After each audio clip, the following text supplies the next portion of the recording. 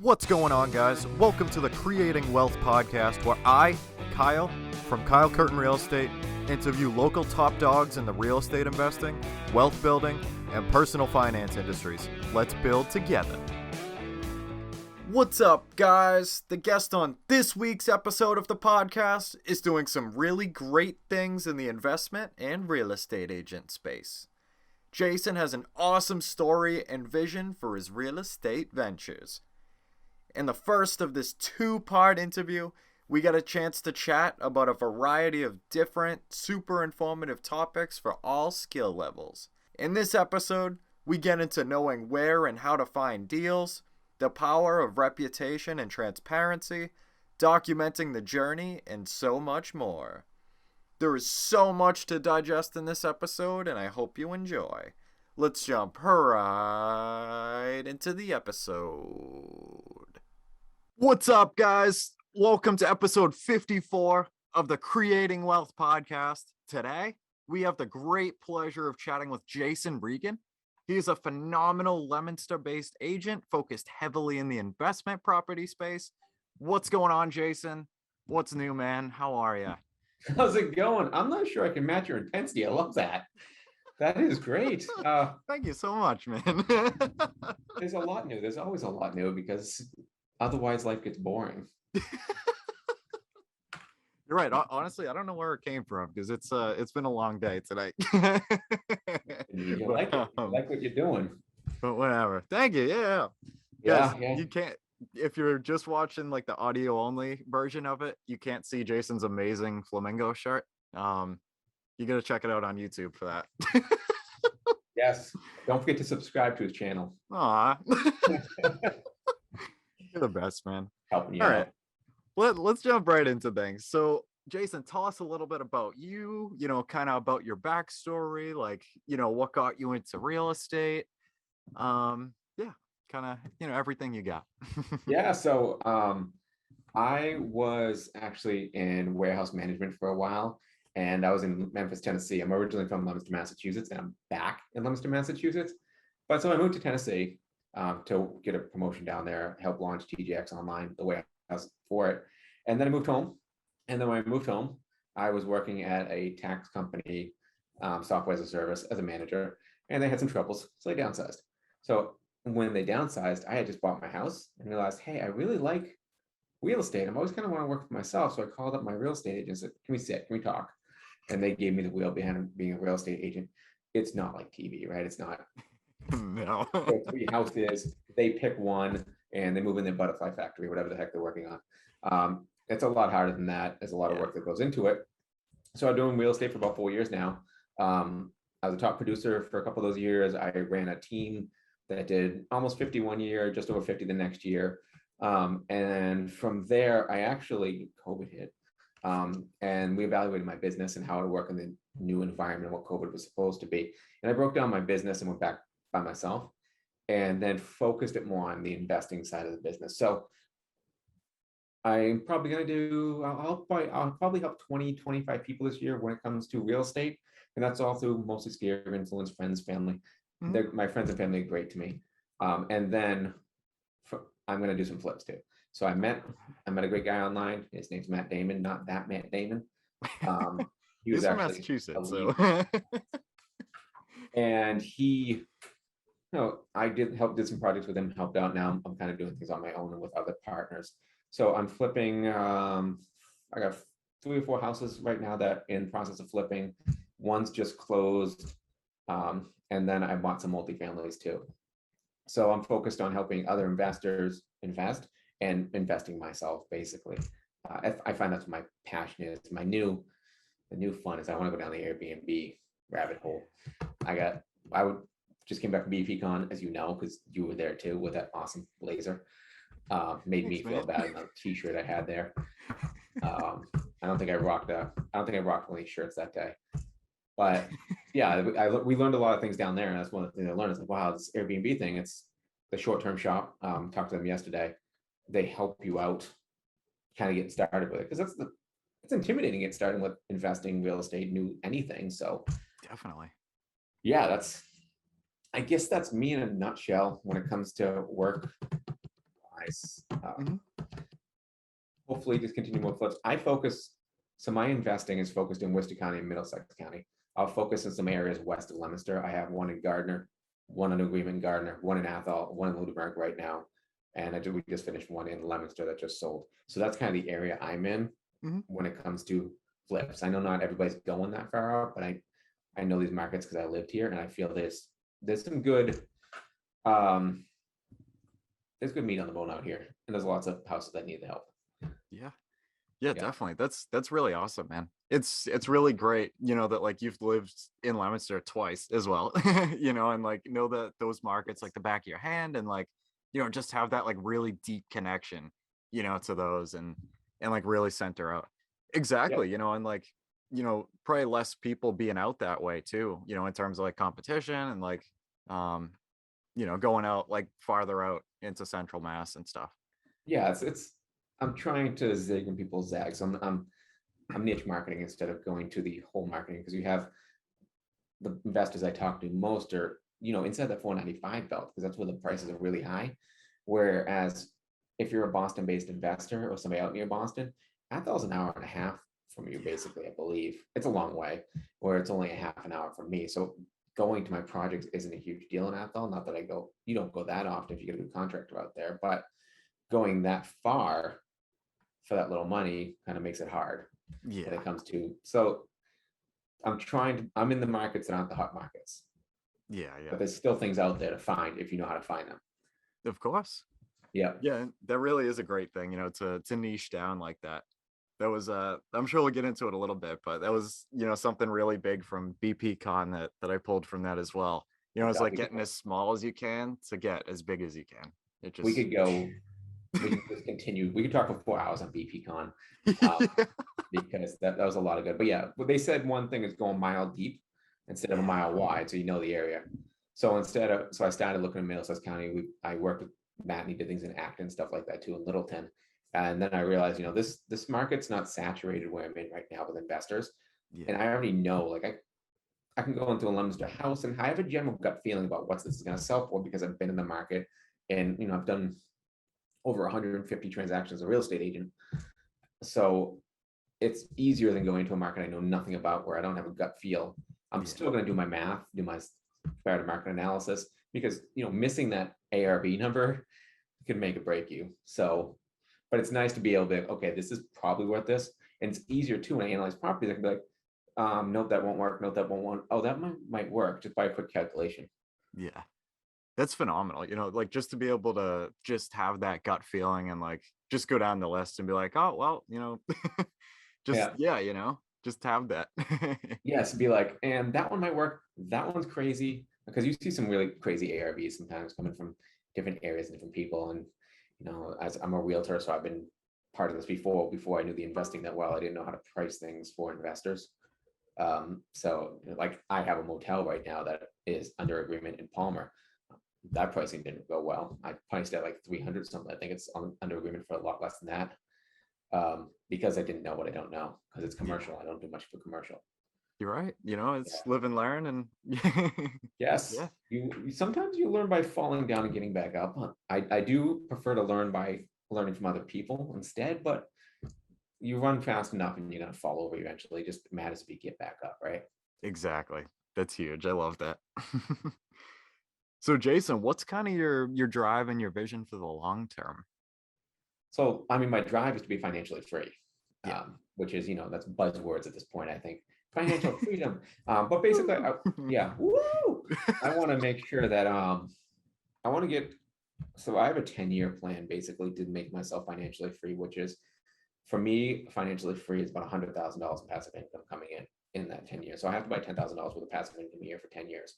The plan keeps changing, as yours probably does too, every time you learn something.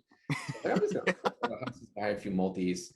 But now the plan is kind of, I'm not risk adverse, I guess, because I bought something in Cleveland, Ohio this year. That was my first long distance investing. I did my first flip by myself this year. Well, I'm in the middle of my first flip by myself this year, and things like that. And now I'm going to try to get to the Airbnb space in, again, long distance investing markets. And the biggest thing is you got to find people you trust there.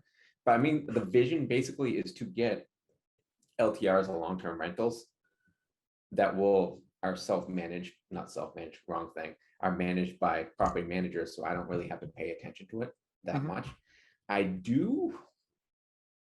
My idea is to have them all long distance. Because I've dabbled in long distance, I'm learning long distance. I've read all the dang books because that's what you're supposed to do.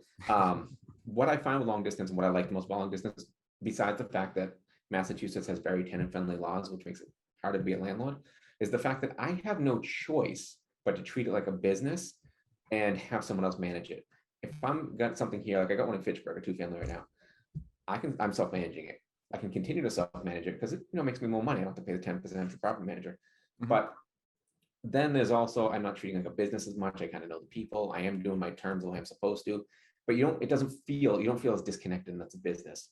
You got to treat your tenants like people, but you got to make business decisions too. And if it's out of state, I have no choice but seeing it as a business.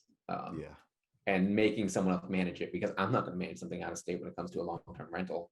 So I think that's the biggest thing. Of course, it's finding the markets. That's my next other thing. But it's all the money from the flips that I'm doing and the Airbnbs I want to get into are all to make sure I have enough long-term rentals to get me that passive income, passive-ish. Nothing's ever completely passive, where things are kind of mostly on autopilot. And I can say, you know what? I want to go on vacation this week. I'm going to go on vacation this week and not worry about what's going to happen with my Airbnb. If I get one, what's going to happen with all the clients and stuff like that. And also for my real estate side ahead, that's going to be, I'm helping other people get into that, which is helping people make it so that was a little more automated too. Yeah.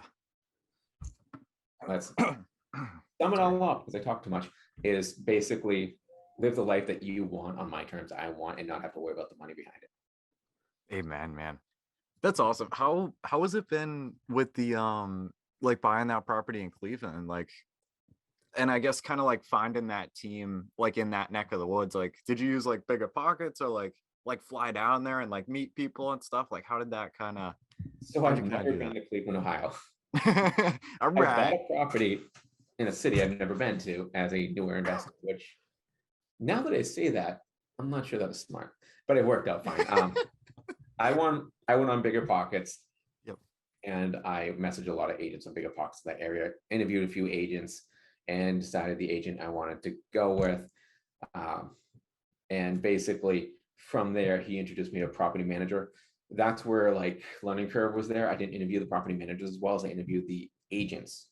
So I actually fired my first property manager already, which is a couple months of owning the property, because there were some things going on that I didn't like, basically, we'll put it that way. And I have a new property manager that's actually running it better now. So it's doing fine. We bought it with rents below market value, so we're upping the rents, and it also has some issues. So like one of the things I did is we upped their rents. I believe it's each $100 per door, because they're $200 or $300 before market value. The rents are around $650, $700, when market value is around $850, $950 right now for 2 bedrooms in Cleveland. So kind of made a deal because I want to be nice too. I said, okay, we're gonna up your rents 100 now, and we're gonna up your rents 100 in the spring. But here's the deal: before winter comes, I will make sure each one of your garage bay doors are working and you have an automatic garage opener in there. So I want to give back a little bit. Yeah. I don't want to be that landlord that's just like, I got to treat it like a business because it's got cash flow the way it needs to. But I want to be the guy that's like, it's going to cash flow, but I'm going to put the money in the property and it's going to work right. And if you need something, it's going to be there. I don't like the idea of just being like, yeah, I'm gonna up the rents to the max amount. I'm not gonna pay for anything. I know that makes your performance look amazing, but but how sustainable is it? That's not the way I like to treat people, Yeah, exactly. You're right. I don't know. Cleveland is good. I don't know if I'll stay there. One of the things in Cleveland, another learning curve, I guess. If you want to get learning curves from Cleveland, I did not know all the laws and regulations in the area. So in Cleveland, in order to evict in Cleveland city itself, you have to have your house, so it's lead certified. And they're doing random inspections in each zip code to get your house lead certified. Really? Yes. So that's interesting. So it's going to be money that I budgeted, probably didn't budget, so I can be a little bit budget when it comes to fixing it. But I believe having something lead certified in a city that has that is going to make it highly valuable. I bought it for $240. My thought is, and my comps say I can get it up to $340 if I get it to market rents and get it fixed up. So it's a semi-burr, but it's not gonna be like a 6-month burr. It's a year. Whereas my Fitchburg property was vacant. I went in, did a bunch of cosmetic stuff. Probably spent about 15,000 on that one too. Put people in it, and that one's gonna be a full burr because I bought it for 180. It's worth about 300 plus right now. That's crazy, man. That's awesome. Yeah, that was my first multi and the first thing I bought by myself. It was Crushed cool. it. Yeah. If all of my stuff do this, that would be. I randomly found it on Facebook. It was on Black Diamond. Oh, really? That's interesting. Yep, guy put it up there. I messaged him, went there, got nervous, put an offer in. He accepted it. I think it was 10K below I was asking. Went through the house and dropped some floors, painted a few other things to make it look nice. And yeah, That's cool, huh? That's crazy. I want to say it's because I'm super smart and found the deal and analyzed it and made it perfect, but it wasn't. I think it is.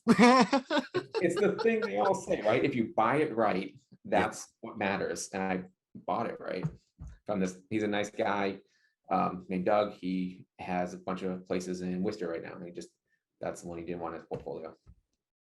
That's perfect. Wow. Yeah. That's crazy about the like the lead paint.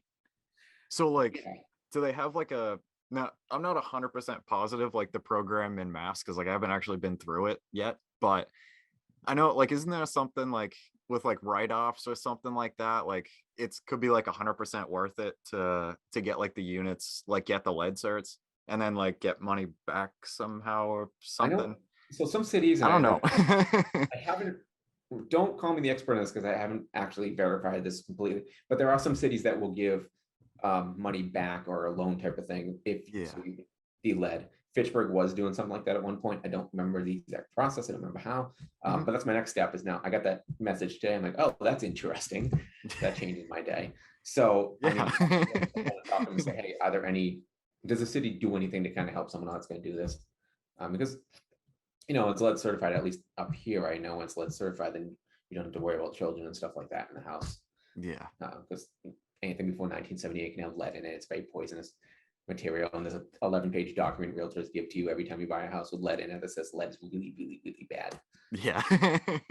But yeah, I've got to figure out the angles on that one now and try to figure out what we can do. Yeah.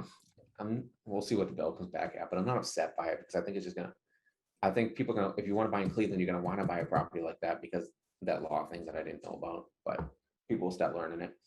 Yeah. That's really interesting. Was it like a much older building, like a 1900 or? Yeah. They're building, okay. Their multis tend to be older. I think it's a 1900 and 1912 or something like that. The building was nice. I don't know off the top of my head, but Cleveland's climate is much like our climate.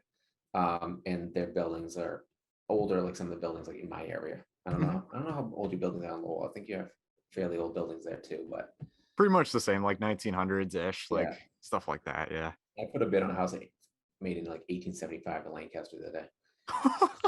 That's awesome. It's funny too. My wife gave me crap about it because she's like, you said you're not going to buy a house that's older than 1940 because horsehair plaster, knob and tube wiring, all the other fun stuff. I'm like, things change. Only an offer, I guess it's like the easy mode is 1940 plus, right? But you learn how to deal with things. Like my one in Gardner has foundation issues that I'm got under contract right now. And the support beam in the middle is like this instead of like this, like it's supposed to be. Yeah. But so I know a foundation guy out there and brought him in. He said, yeah, I can fix that. It's going to cost you 10 grand. So I worked that in my numbers and my contractor can fix this to this for me. So it's all about finding the people that can do it, working in, and making sure you're working to your numbers, right? That's why you have contingencies. Like that one has a $14,000 contingency attached to it because I didn't know what I'd find in there. But typically, my contingencies on the houses I do now, most of the houses I buy are $200,000 or less. They're going to sell anywhere from, they're going to sell this one in Gardner. I'm under agreement for, actually I can't tell you, it hasn't closed yet. Let's go with my Athol one. Bought it for $65,000, and it's probably going to sell for $230,000 to $250,000. My one Leominster bought for $215,000, it sold for $400,000. So I'm buying under $200,000 and selling for like $400,000. So I like first time home buyer houses, because I figure that that's the biggest and hungriest market right now. I could flip $1 million house that has 5 bedrooms, 3 baths, and it will sell great, but it might sit for a little bit. And another thing is the swings are different. So if I'm selling a house for 230, maybe I'll get 220 or maybe I'll get 250. That's not a huge swing. If I'm selling a house for $1 million, I might get 900,000 or 1.1. That's a much That's a big bigger deal. Yeah. Makes me a little more nervous when I'm doing stuff like that. I got friends that do it. I got friends that sell in Danvers. I got friends that sell in Acton and stuff, and it works. And the profits can be bigger, but the losses can be bigger too if you don't do things right. Yeah. And It's really interesting though. I never really thought about something like that. Like just like the swings in general, I mean, like just having that range of like, yeah, like, 10, 15 grand each way. Like this is kind of what we're looking at. But like 100 to 200,000 potentially, like, yeah, it's a little more to digest. yeah, yeah, I guess, because so say I'm gonna make $50,000 on a project based on my estimate, Yeah. and I'm off by 15 grand. Okay, cool. I made 35. Ain't gonna kill me. I mean, it's not happy, but I didn't lose money. And if it goes the other way, I made 65. Say I'm gonna make $70,000 on a larger project. We'll say $100,000 on a larger project because you need more equity. You need 10% ROI is what I shoot for. But so if I miss by 100,000, I'm at zero. Yeah. But if I 100,000 over, I'm at 200,000. So it's bigger swings. But I mean, the 200 is amazing. The zero scares me. Yeah. I don't want to do 6 months worth of work and headaches with contractors and everything else to earn nothing or little to nothing. I mean, Yeah. those HGTV shows that all of us hate, the one thing they do right is every project I come across, no matter how much due diligence I do on it, something comes up that I didn't know about. My phone rings now with my contract. I'm like, how much do I owe you? Yeah. Just text me next time. Yep. Yeah, that was on I got one on Banner Road that had a lot of rot in it. And one of the learning curves with that one was basically add a lot more contingency when there's a lot of behind the wall rot that you can't see, or get behind that wall. And most people don't like you destroying their house before you buy it. So yeah, we had the roof was a lot more rotted, so that had to be replaced. I think there was another $2,000-3,000 in there. And then the roof over the garage, the roof was rotted. It was actually leaking through when I went in the house, but back over the garage, the back corner, completely rotted through. We had to knock it off and put a new one up. So, I think that in the end, that was like $6,000 I didn't account for. Yeah. But I have a contingency of $10,000 on that one, I believe. So I'm still in budget when it comes to that one. That's why I always put contingencies on things, but I think I learn every time I do one of them. And that's a great thing, right? I mean, like just, a little bit of like something new that you didn't know, like with each project that you do. And like, Yeah. that's something that you're going to be able to take into the next project and be like, oh, well, last time, like we learned this and like, watch out for this. And, just kind of have like a little bit more of an insight, for some of the finer details. Yeah, I'm very big on after action. What happened in this project that I can take to the next project? So Athol project not even done yet. I didn't bring a plumber in beforehand. Budgeted plumbing. Found out the whole house was plumbed wrong. So I think my budget for plumber is 8. I'm paying 13. Mm-hmm. So missed on that one. So I need to get in there with a plumber. I haven't done this yet.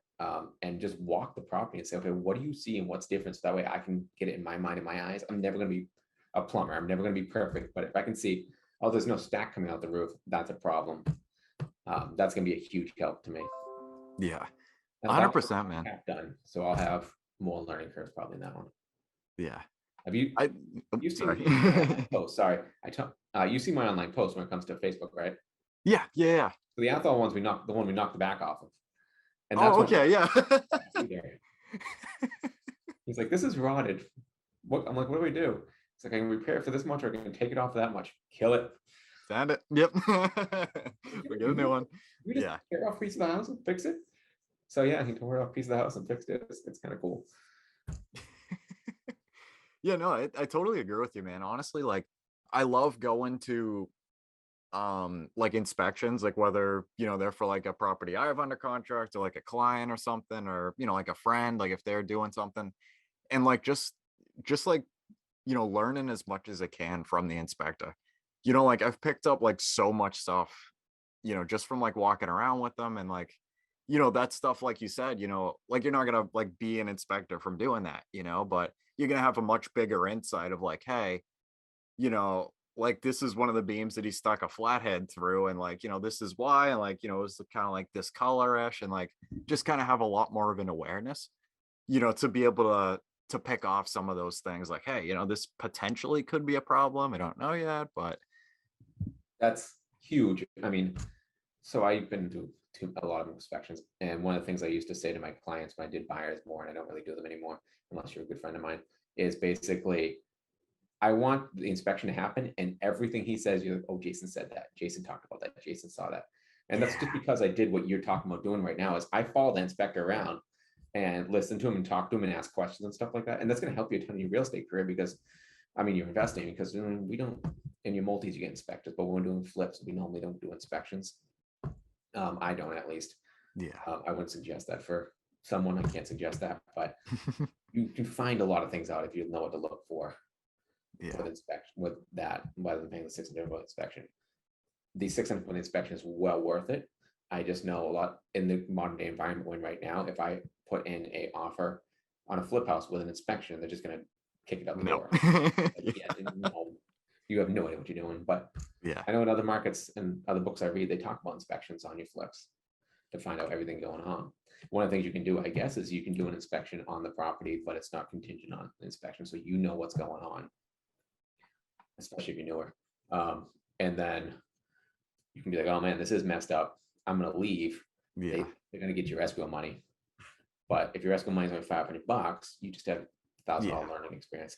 Nobody wants to lose money, but I mean that's what the investors do anyways. They try to keep the first money down as low as possible, so if they are going to run away, then they're going to run away before that and just lose that 1,000 or whatever it is. If I find something big, I'll run away, because I can't lose money.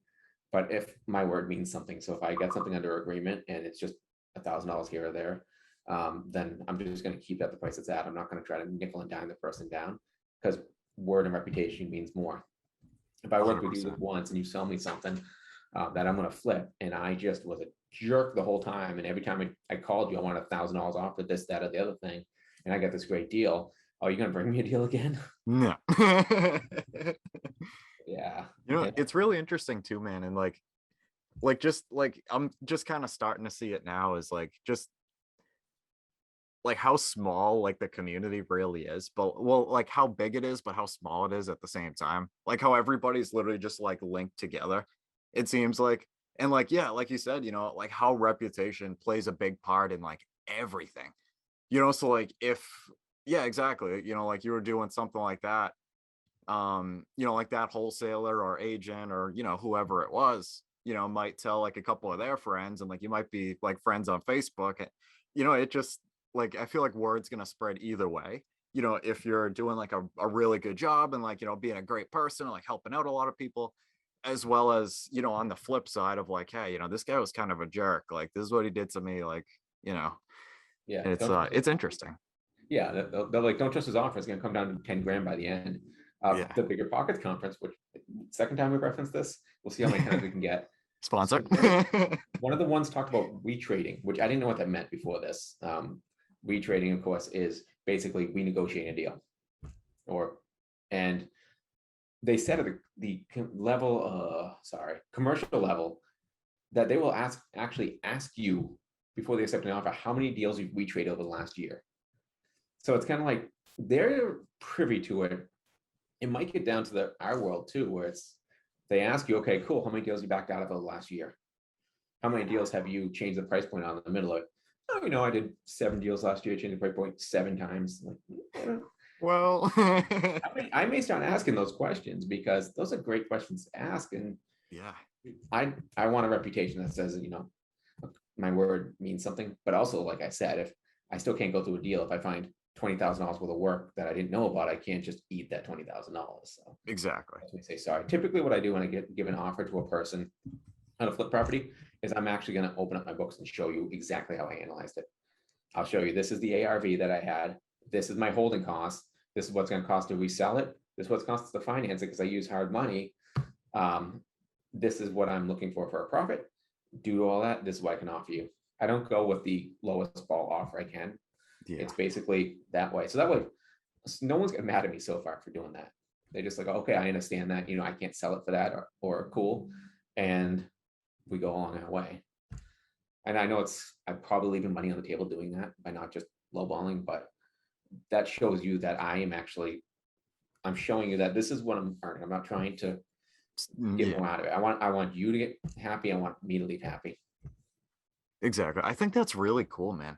Like, just like being that transparent, and like, that's interesting. Like that nobody's like, has anybody ever gotten like at least a little like aggravated at all? Like they just kind of like understood like, hey, this is the angle that I'm coming from, as well as having that like, make both sides work kind of thing, like a win-win, like. Yeah, I think it's cool. I probably had a few people that were unhappy with me, because sometimes they just see the end number. That's why I don't try to say the end number until the end. Like, this is what the ARV, and it's just like in real estate when you're trying to get someone to sign a listing agreement with you. You have to be like, get them on board. Like, this is what the ARV is, or the CMA is going to be for this one. Do you agree on that based on this, this, and this? Yes, I agree on that. Cool. So this is all the things I need to fix in your house. Is this the total cost? Does that look about right? They might know, they might not know, because I've come across contractors that want to sell projects too, and then so on and so forth. Typically it's yes or no. Sometimes it's no, I think it's worth more, and say, okay, that's awesome, cool. You may find someone to do that. It's just, this is the number, man. I stick there. Yeah. You may move a little bit here and there to get a deal done, but not a ton. So yeah, I don't know. I don't know how I fell into that approach of doing things, but it's just, if I give you, say you're selling your house for, well, there's a house on the market right now I was looking at, it's on the market for like 199,000. If I want a bird, I'd have to offer 120. If I give you that offer without any reason behind it, you're like, dude, stop lowballing me and go away. You're gonna be offended. Yeah. I'm not talking to you. You're not coming on my podcast. Just go away. But if I tell you why, then it's different. Yeah. Okay, cool. I still can't do it, but I respect where you're at with it. Yeah. No, I honestly, I think that's really cool, man. I do. Like, just to have that transparency, and like, just to show them that like, hey, this is what I'm trying to do, and like, this is what my business model is. Well, my spread or whatever, criteria and stuff is. Like, can you do this? Or, and just being like super transparent, so like you said, like, you don't look like that guy that's like just randomly throwing in a wicked low ball offer and like people are getting upset, Yeah. Like, it's different. It's a lot different than that. Yeah. I mean, some people listen, some people don't, but I mean, the Hawaiian shirt kind of keeps them off guard. So they're like, that'd be cool. I don't show up in my business suit. So yeah, it's funny. I started my real estate career and I was like in a suit a lot of times. And my old broker used to make fun of me. Like, oh, it's Jason here with a suit again. And then I started wearing button downs. And then from there, I started wearing polos. And now I got my Hawaiian shirts. And I still do polos, I do Hawaiian shirts. Sometimes you'll find me in t-shirts. It's just different. I won't ever wear t-shirts when I'm working real estate with a client, because that's not cool. But I was in a t-shirt before this, actually, but because I was in a gutted house with water damage and fire damage where foundation needs to be fixed. So, I don't need to be nice looking in there. I was covered in dust balls and everything by the time it came out. Yeah. But yeah, it's funny how we change. That's awesome. So Jason, what do you consider to be the biggest variable in expanding your clientele?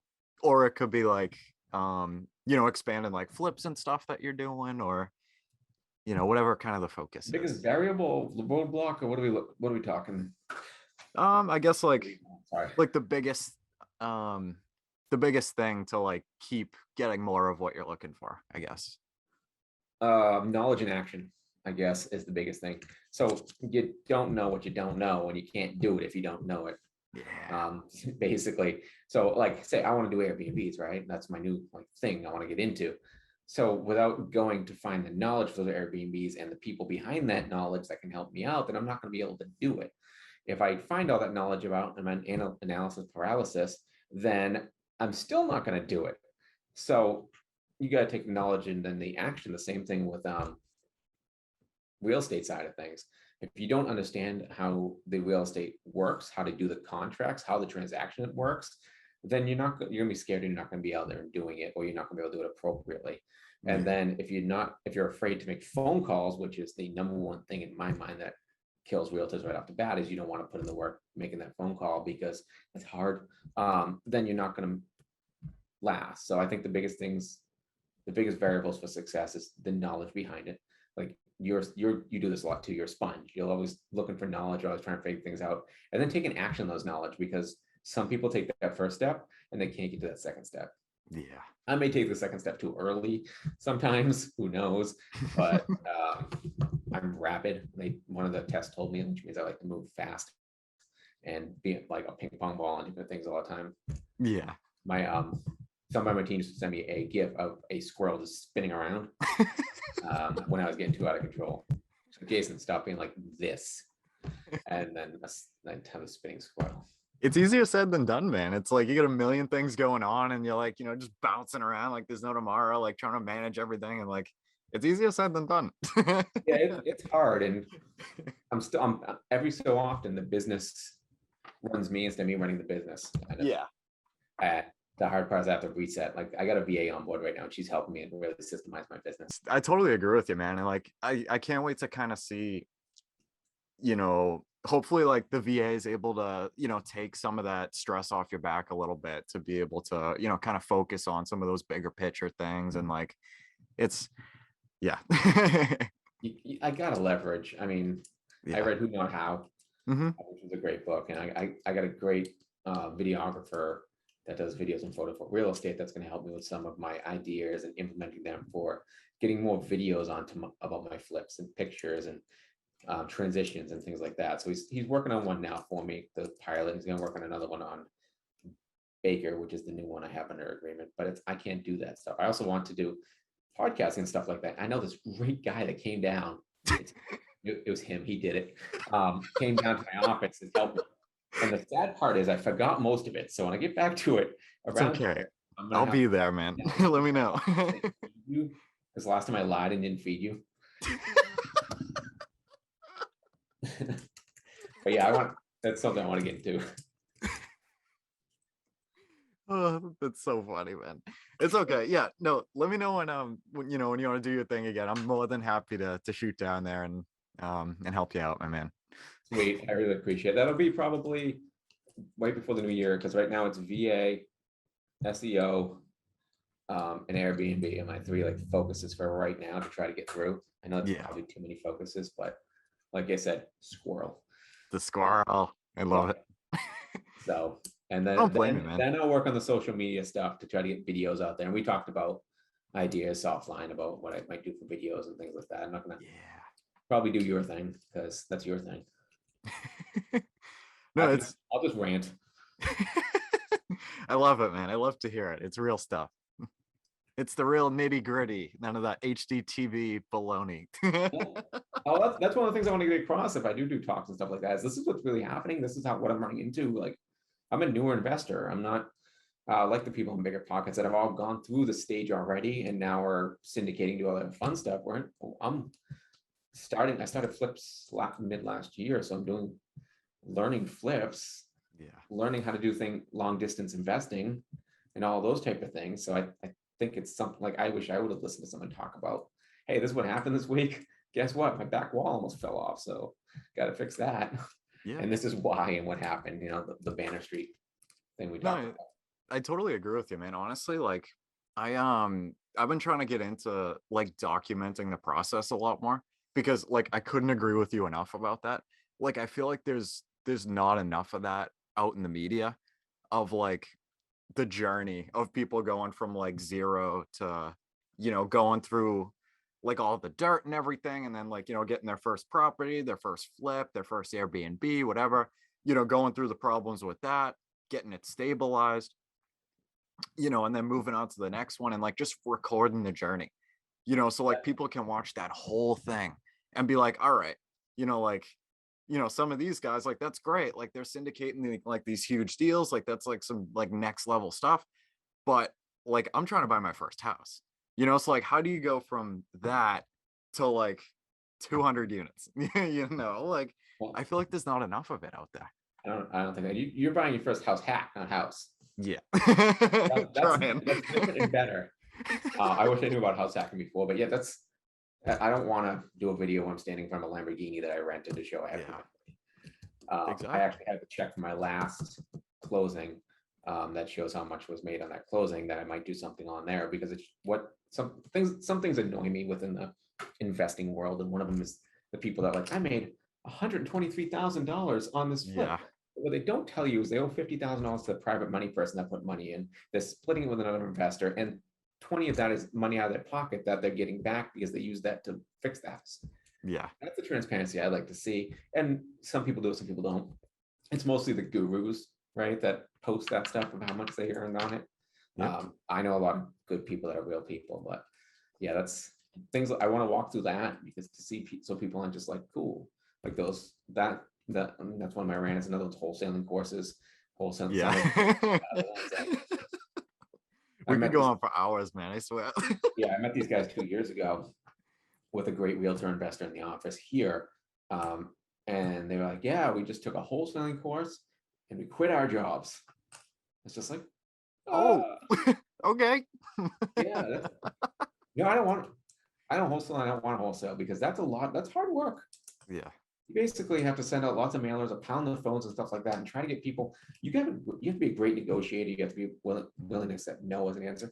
I'd rather the wholesalers come to me, because they've already done the hard work, and I will gladly pay them for their hard work. Yeah. But some of the courses make it sound so easy. It's not easy. The people that are doing wholesaling well put in a lot of work and a lot of time. Yeah. So I respect the people that do the wholesaling well, and I'll let them keep doing it and hopefully keep feeding me. Yeah. No, I totally agree with you, man. And like, I feel like that's a really great conversation about like kind of which role like you want to choose in your business, and like, what fits your vision and stuff. And like, yeah, like if you're looking for a lot of deals, to like build up everything, awesome. But then I feel like that kind of splits. Like, do you want to be the one who's actually sending out the mailers and making the calls, or the one who's networking with the people who are already doing that and like building up that relationship and being like, hey, I'm more than happy to pay you, in exchange for like what I'm looking for, and like, I think that's really interesting. I totally agree with you, man, with like the mailers and stuff. That's like hard stuff. Like that takes a lot of time. That's the time I got yelled at when I sent out mailers. About people told me I was trying to steal their house and stuff like that. It's because you can't get your point across, nor can you get your personality across. The mailers work. Don't take that out of this argument wrong, but you are going to get people that misread the mailer as you're trying to, because of the reputation of a sleazy real estate agent, which is not the normal real estate agent right now, the person that's just trying to do something to mess with them. Where my thought process, and most thought process of the investors I know, is basically, I'm here to help you. If you need out of your house and you need a cash offer, I will give you the best cash offer I can. And if it works for both of us, cool. If not, fine, stay in your house. I want you to be happy. There's enough deals to go around out there that you don't have to do sketchy things like that. And my parents raised me not to do sketchy things at all. So yeah, that's that. But wholesale aside, I mean, I don't care how much you earn as a wholesaler if I make money. So if you bring me a deal and you earn 100 grand, but I'm making 50, and 50 is fine for me. Fine with me. Yeah. I got the deal. You made your money. I made my money. I'm happy. I have too many. I've been stuck in this before. Sometimes we get really stuck on what the other people made or what the other people pay for the property.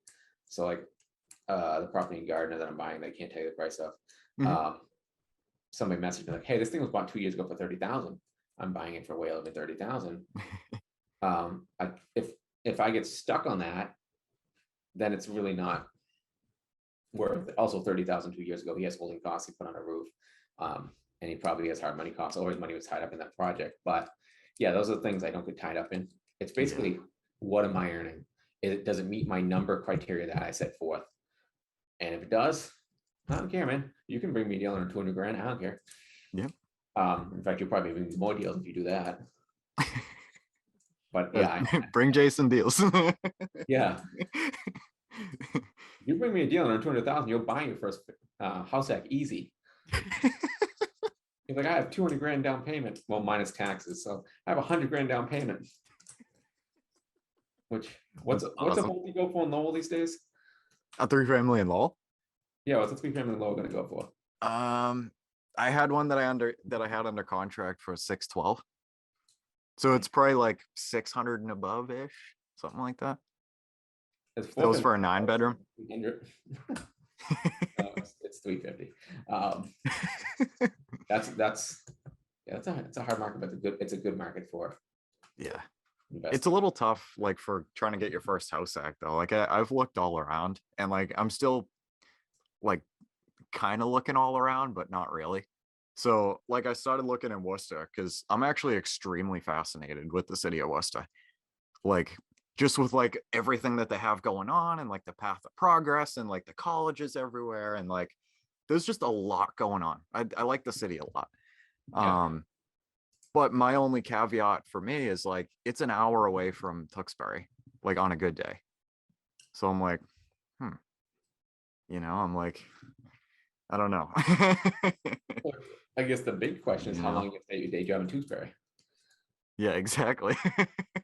Worcester's hard though. The market has come up so much, and as soon as the Woosocks was announced they're going to go in there, everybody's multifamily prices went through the roof.